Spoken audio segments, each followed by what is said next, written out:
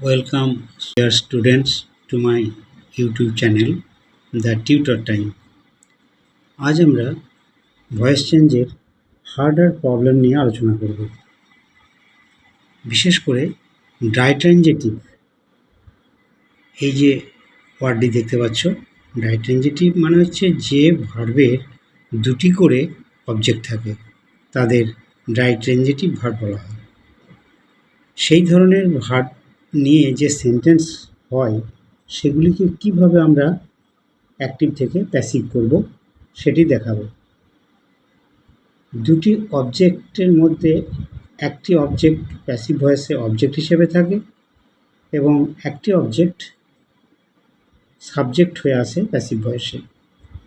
এবার এই নিয়ে তোমাদের বিশেষভাবে আলোচনা করে বোঝানোর চেষ্টা করছি। C gave me a book, me a gift, এই দুটি অবজেক্ট আছে গিভ ভার্বের। মেন ভার্ব হচ্ছে গিভ, সেই গিভ ভার্বের দুটি অবজেক্ট, মি এ গিফট। তো এটিকে যখন আমরা প্যাসিভ ভয়েস করব, প্রথমেই এ গিফট থেকে অবজেক্ট থেকে সাবজেক্ট করেছি। A gift was given to me by her. এখানে এই গিফটের পরে ওয়াজ হলো কারণ অ্যাক্টিভ ভয়েসের মেন ভার্ব সেটি হচ্ছে পাস্ট টেন্সের গেভ। তখন এই গিফটের পরে বি ভার্বটা পাস্ট টেন্সের হবে ওয়াজ বা ওয়ার। যেহেতু a gift singular number, third person, তাই ওয়ার না হয়ে ওয়াজ হয়েছে। আর গিভ এই ভার্বের থার্ড ফর্ম বা পাস্ট পার্টিসিপল হচ্ছে গিভেন। আর মিটা অবজেক্ট হিসাবেই থেকে গেছে, বাই হার যেমন রুলস অনুযায়ী হয় সেরকম হয়েছে। সি সাবজেক্ট ছিল, তাই বাই হার। এখানে অ্যাক্টিভ ভয়েসের মি প্যাসিভ ভয়েসেও মি হয়ে গেল বা মি থেকে গেল অবজেক্ট হিসাবে। এই অবজেক্টটাকে বলা হয় রিটেন্ড অবজেক্ট। রিটেন্ড অবজেক্ট এটিকে আরেকভাবে করা যায়, মিকে সাবজেক্ট করে করলে হবে I was given a gift by her. এখানেও অ্যাক্টিভ ভয়েসের এ গিফট প্যাসিভ ভয়েসের অবজেক্ট হিসাবেই থেকে গেল। এটিকে বলা হয় রিটেন্ড অবজেক্ট। দুটি অবজেক্টের মধ্যে যে অবজেক্টটি প্যাসিভ ভয়েসে অবজেক্ট হিসাবেই থেকে যায় তাকে রিটেন্ড অবজেক্ট বলে। এবারে 2 নম্বর সেন্টেন্স লক্ষ্য করো। মিস্টার রায় টিচেস আস ইংলিশ।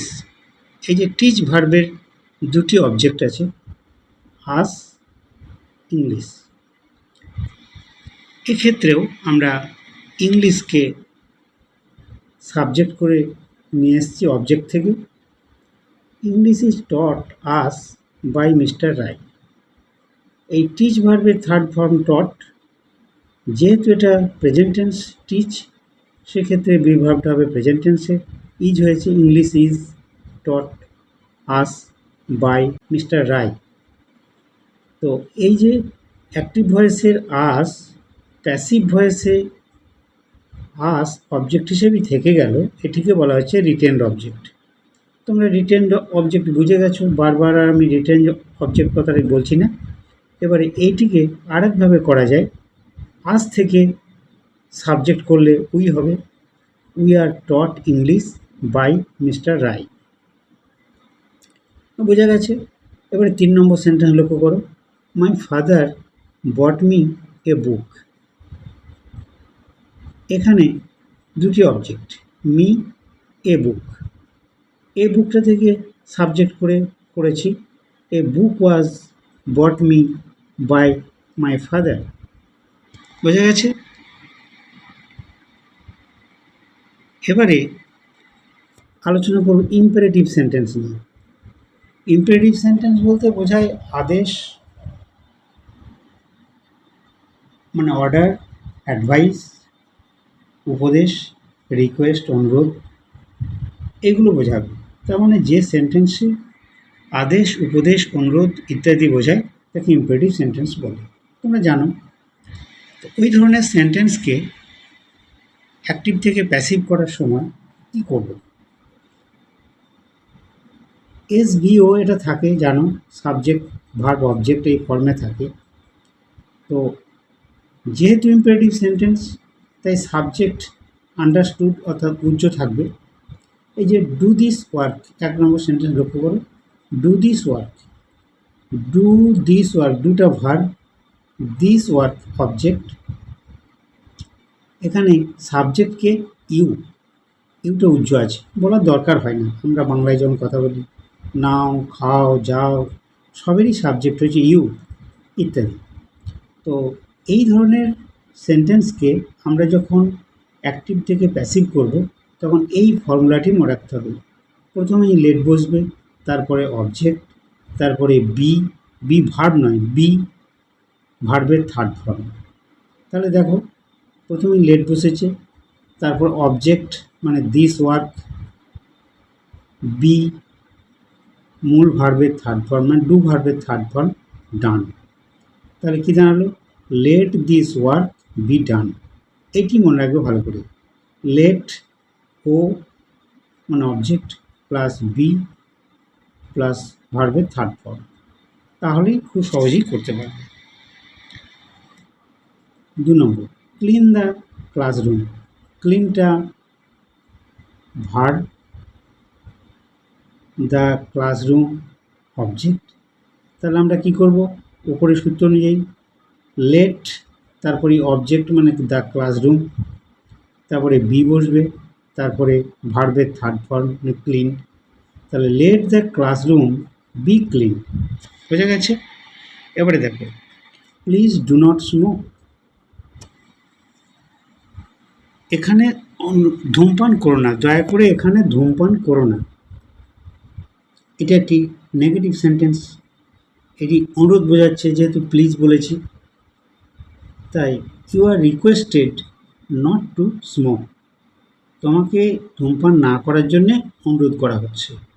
যখন নেগেটিভ সেন্টেন্স মানে ডু নট থাকবে, তখন তোমাকে রিকোয়েস্টেড এর পরে বা স্মোক এই ভার্বের আগে নট টু বসাতে হবে। মেনলি ভার্বের আগে নট টু বসাতে হবে, রিকোয়েস্টেড টু নট এরকম করবে না। বোঝা গেছে? You are requested not to smoke মানে ভার্বের আগে নট টু বসবে যখন নেগেটিভ সেন্টেন্স। এই জায়গাটার উপরে গুরুত্ব দেবে। Read the text carefully. Text বইটি যত্ন সহকারে পড়ো বা পড়বে। 4 নম্বর, এখানেও আমরা লেট দিয়েই করব imperative sentence. Let the text book be red carefully. এই রিড থেকে রিডের থার্ড ফর্ম হচ্ছে রেড, ঠিক আছে? বোঝা গেছে? Let the text be red carefully. এরপরে লক্ষ্য করো 5 নম্বর সেন্টেন্স, ওবে ইয়োর এল্ডার্স। বড়দের মান্য করবে, তার মানে এটা অ্যাডভাইস একটা। এখানে অ্যাডভাইস অনুযায়ী তুমি লিখতে হবে you are advised to obey your elders. এটি এক ধরনের হতে পারে। আরেকভাবে বলা যায় your elders should be obeyed. এই যে শুড বি কথাটা ব্যবহার করা যেতে পারে। তাহলে ওবে ইয়োর এল্ডার্স এটিকে দুরকমভাবে আমি প্যাসিভ করতে পারি। You are requested you are advised to obey your elders, অথবা your elders should be obeyed. ঠিক আছে? এরপরে আর একটি নেগেটিভ সেন্টেন্স দেখো, do not run in the sun. তুমি রোদে দৌড়াদৌড়ি করো না বা ছোটাছুটি করো না। এটা একটা রিকোয়েস্ট করা হচ্ছে, you are requested not to run in the sun. দেখো, run verb, do not run এটা ছিল আমাদের অ্যাক্টিভ ভয়েসে। তো যখন প্যাসিভ করছি, রিকোয়েস্টেড নট টু রান অর্থাৎ ভার্বের আগে নট টু বসবে যখন নেগেটিভ সেন্টেন্স। এই জায়গাটা খুব গুরুত্ব দেবে। 7 নম্বরটা লক্ষ্য করো, let her solve the problem, মানে তাকে সমস্যাটির সমাধান করতে দাও। এটা আমাদের লেট বসেই আছে, অতএব লেটের পরেই তোমাকে অবজেক্ট নিয়ে আসতে হবে। অবজেক্ট হচ্ছে দ্য প্রবলেম, তাহলে let the problem be solve by her. Solve হচ্ছে ভার্ব, তার থার্ড ফর্ম সলভ। ঠিক আছে, এরপরে দেখো লেট আস ডু ইট, আমাদেরকে এটা করতে দাও বা করতে দেওয়া হোক। লেট আগেই বসে আছে, অতএব আর লেট লাগবে না। এখানে অবজেক্ট হচ্ছে ইট, তাহলে let it be done, to ভার্বের third form done by us, let it be done by us. ঠিক আছে, এবারে দেখো, এবারে যে সেন্টেন্সগুলো করব অ্যাক্টিভ থেকে প্যাসিভ, উইদাউট দ্য ডুয়ার অথবা এজেন্টলেস প্যাসিভস। আমরা এর আগে কী করেছি, অ্যাক্টিভ ভয়েসের সাবজেক্টকে প্যাসিভ ভয়েসে যখন অবজেক্ট করেছি বাই দিয়ে নিয়ে এসেছি, তাই তো। এখানে বাই ছাড়া কিভাবে করব, বাই ছাড়া এই সেন্টেন্সগুলো করা যায়। দেখো, I have lost my phone, আমি আমার ফোনটি হারিয়েছি। I have lost my phone, my phone এটি হচ্ছে অবজেক্ট, একে সাবজেক্ট করেছি। মাই ফোন এটা প্রেজেন্ট পারফেক্ট টেন্স ছিল, তাই মাই ফোনের পরে হ্যাজ বিন হবে, my phone has been lost. আচ্ছা, বাই মি এটি কিন্তু হবে না, এটা মাথায় রাখবে। My phone has been lost আমরা অন্যান্য ক্ষেত্রে কি করেছি, বাই মি এটা করতাম, কিন্তু এখানে কে কার দ্বারা হারিয়েছে সেটি বড় কথা নেই, ফোনটি হারিয়েছে সেটিই বড় কথা। তাই my phone has been lost, মানে কাজের উপর গুরুত্ব দেওয়া হয়েছে, কে করেছে কার দ্বারা হয়েছে সেটি কথা নয়। এবারে 2 নম্বরটি দেখো, people speak English all over the world, সারা পৃথিবী জুড়ে মানুষ ইংরেজিতে কথা বলে। এখানে ইংলিশ অবজেক্ট, একে আমরা সাবজেক্ট করে নিয়ে আসবো। তাহলে ইংলিশ ইজ স্পোকেন, যেহেতু স্পিক ভার্বটা প্রেজেন্ট টেন্সে তাই বি ভার্বটা ইজ হয়েছে এবং স্পিক ভার্বের third form spoken. English is spoken all over the world by people, এটি কিন্তু আমরা বলি না, বলতে হয় না, বলার দরকার নেই। ঠিক আছে, এই সেন্টেন্সগুলোকে ওই উইদাউট ডুয়ার বা এজেন্টলেস প্যাসিভ বলা হয়। এরপরে 3 নম্বরটি লক্ষ্য করো, অথরিটিজ উইল প্রসিকিউট ট্রেসপাসার্স, মানে কর্তৃপক্ষ অনধিকার প্রবেশকারীদের অভিযুক্ত করবেন। Trespassers will be prosecuted, by authorities এটি হবে না, সবসময় মাথায় রাখবে। ট্রেসপাসার্স উইল বি প্রসিকিউটেড মানে কাজের উপর গুরুত্ব, কে করেছে তার উপর নয়, কার দ্বারা সম্পন্ন হয়েছে ক্রিয়াটি সেটা নয়। The police arrested the man, এখানে দ্য ম্যান ওয়াজ অ্যারেস্টেড, এই যে লোকটিকে অ্যারেস্ট করা হয়েছে বা গ্রেপ্তার করা হয়েছে এটির উপর গুরুত্ব। অ্যারেস্টের কাজটা তো পুলিশই করবে, অন্য কেউ না, আমাদের বুঝতে কোনো অসুবিধা নেই। এরপরে উইদাউট বাই, এটি খুব ইম্পর্ট্যান্ট, এটি মনোযোগ সহকারে শুনবে এবং দেখবে। যেসব অ্যাক্টিভ ভয়েস প্যাসিভ করার সময় বাই প্রিপোজিশন বসে না, বাইয়ের জায়গায় অন্য প্রিপোজিশন বসে, সেইগুলো আমি তোমাদের যত্ন সহকারে বোঝানোর চেষ্টা করেছি। এ কটি উদাহরণ দিয়েছি, ভালো করে মনে রাখবে। I know him, I subject, know verb, him object. তাহলে এই অবজেক্ট থেকে সাবজেক্ট করেছি আমি, দেখো he is known to me, এইটা বোঝাচ্ছি। হিম থেকে হি সাবজেক্ট, তারপরে ইজ কেন না, নোটা আমাদের প্রেজেন্ট টেন্স, তাই হি এর পরে বি ভার্বটা হবে প্রেজেন্ট টেন্সে ইজ, নো ভার্বের থার্ড ফর্ম নোন। আচ্ছা, এবার আমরা হয়তো কি করতাম, বাই বসাতাম, বাই মি, কিন্তু বাই না। নো ভার্বের সঙ্গে সবসময় টু হয়, এটি মনে রাখবেন। নো ভার্বের সঙ্গে টু হয়, নো ভার্বের পর টু বসে preposition. His behaviour pleased me, তার আচরণ আমাকে খুশি করেছে বা সন্তুষ্ট করেছে। মি থেকে আমি এখানে প্যাসিভ ভয়েসে সাবজেক্ট করেছি আই, তাহলে আই এম প্লিজড,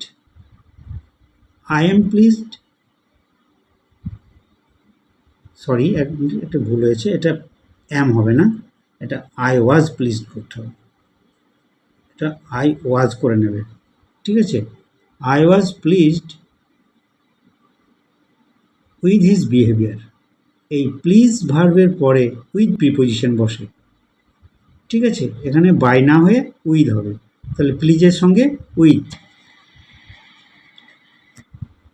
3 নম্বর, দ্য নিউজ শকড আস, খবরটি আমাদেরকে আঘাত দিল বা আঘাত করল। আজ থেকে, আজটা অবজেক্ট, আজ থেকে সাবজেক্ট করেছি উই এর শকড, যেহেতু শকড থার্ড এর কি বলবো, এটা পাস্ট টেন্স হবে, পাস্ট টেন্স থেকে বিভাবটা পাস্ট টেন্সের ওয়াজ বা ওয়ের, তাহলে উই ওয়াজ হয় না, we were shocked at the news. শকডের পরে বাই বসেনি, অ্যাট বসেছে, শকড অ্যাট দ্য নিউজ। এখানে সবসময় মনে রাখবে শকের সঙ্গে অ্যাট হয়। 4 নম্বরটা দেখো, টিয়ার্স ফিল্ড হার আইজ, অশ্রুতে তার দু চোখ ভরে গেল। টিয়ার্স ফিল্ড হার আইজ, হার আইজ এটি অবজেক্ট, এখানে সাবজেক্ট করেছি হার আইজ। ওয়ার কেননা ফিল্ড আমাদের এটা পাস্ট টেন্স, তার পাস্ট টেন্সের রূপ হবে প্রিভার্বের ওয়ার, আর ফিল্ডের থার্ড ফর্ম হয়েই আছে উইথ টিয়ার্স, তাহলে কী দাঁড়ালো, her eyes were filled with tears. Filled ভার্বের সঙ্গে সবসময় উইথ বসে, এটি মনে রাখবে। এরপরে দেখো 5 নম্বরটা, the song of Manna Dey interests me, মানে আমি মান্নাদের গান শুনতে ভালোবাসি বা আমি মান্নাদের গানে আমি আকৃষ্ট হই, আমাকে মুগ্ধ করে, এরকম মানে আর কি। যাই হোক, তো মি অবজেক্ট, এখানে সাবজেক্ট করে নিয়ে এসেছি I am interested in the song of Manna Dey, তাহলে ইন্টারেস্টেড এরপরে বাই না বসে ইন বসেছে, তাহলে ইন্টারেস্টের সঙ্গে ইন হয়, এটি মাথায় রাখবে।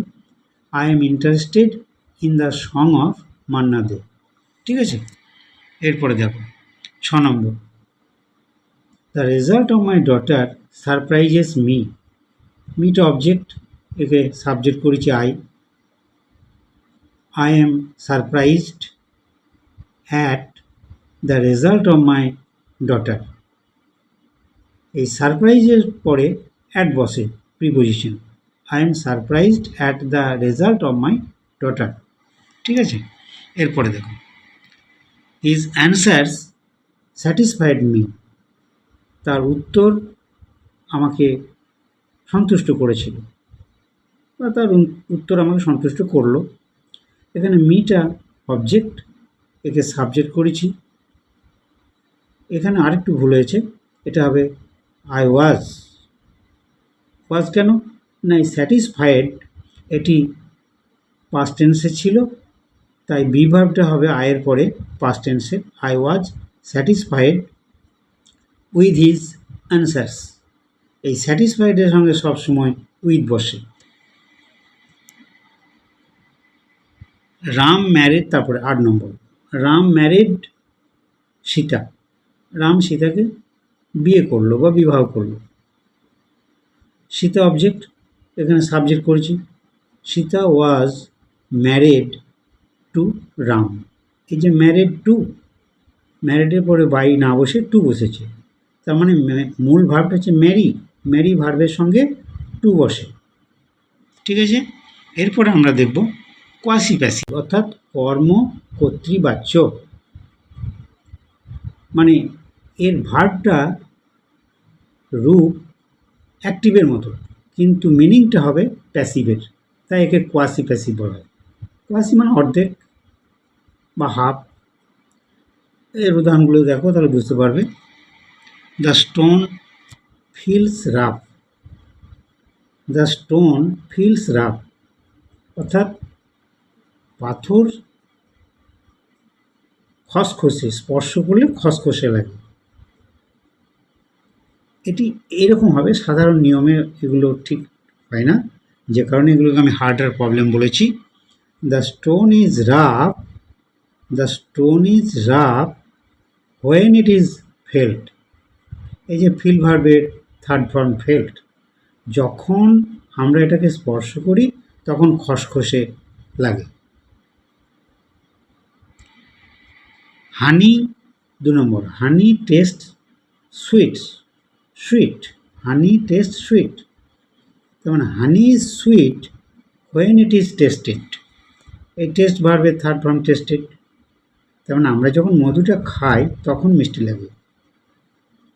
3 নম্বর, দ্য বুক রিডস ওয়েল, এখানে the book is well when it is red. লক্ষ্য করো অ্যাক্টিভ ভয়েসেও যে স্পেলিং, প্যাসিভ ভয়েসেও সেই স্পেলিং, কিন্তু এটা রিড, এটা রেড। রিড ভার্বের থার্ড ফর্ম রেড। কিছু কিছু আছে তোমরা জানো, read, red red, put put put, এরকম কিছু ভার্ব আছে। যাক, 4 নম্বর লক্ষ্য করো, দ্য কাউজ আর মিল্কিং, এটি প্রেজেন্ট কন্টিনিউয়াস টেন্স। তাহলে এটা কিভাবে করব আমরা? দ্য কাউজ আর বিং মিল্কড, এই কন্টিনিউয়াস হওয়ার জন্যে বিং কথাটা নিয়ে আসতে হবে মূল ভার্বের আগে এবং ভার্বের থার্ড ফর্ম হবে তারপরে। এটা জানা আছে তোমাদের, কন্টিনিউয়াস টেন্সের নিয়ম অনুযায়ী হয়েছে। The cows are being milked. পরেরটা লক্ষ্য করো, দ্য রোজ স্মেলস সুইট, গোলাপের গন্ধ মিষ্টি। The rose is sweet when it is melt, এই স্মেল ভার্বের থার্ড ফর্ম স্মেল্ট। ঠিক আছে, তাহলে আজ এই পর্যন্তই। আগামীকাল আবার অন্য ভিডিও নিয়ে আসব। তোমাদের কাছে অনুরোধ, তোমরা আমার ভিডিওটা দেখে উপকৃত হলে একটা লাইক, শেয়ার, কমেন্ট করে দেবে। তোমাদেরকে দেখার জন্য অজস্র ধন্যবাদ।